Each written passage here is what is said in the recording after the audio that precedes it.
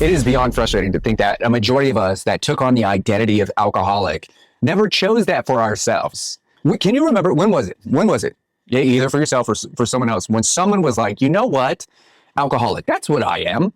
There had to have been like a series of events, dude. People hit me up and tell me the craziest stuff that they did.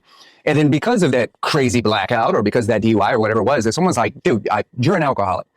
There's no debate there. There was no real question. It wasn't like, oh, well, have you ever considered that maybe you're developing some form of alcoholism?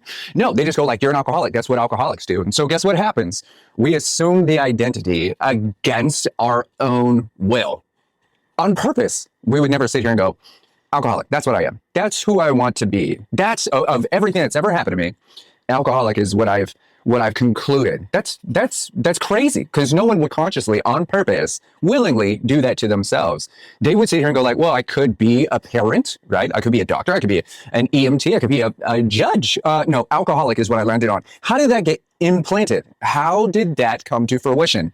It's because the majority of people that examine our behavior, that give a fuck for whatever reason, want to label us. And then our brain assumes the identity and starts fueling the action. A basic example would be like, if you started calling me superhuman and against my own will, against me asking you to do that, you just said, Cody, you're like a superhuman.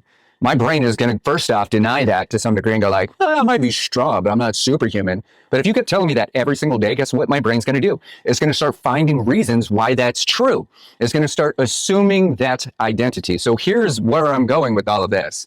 At what point do we completely disregard the identity of alcoholic and go back to, hi, my name is your name, and I'm struggling with blank. You're a person before your struggles. You're a human before the ailments. Alcohol and substances are a symptom. They are not the problem. And for a lot of people, that problem becomes a solution once they're dependent.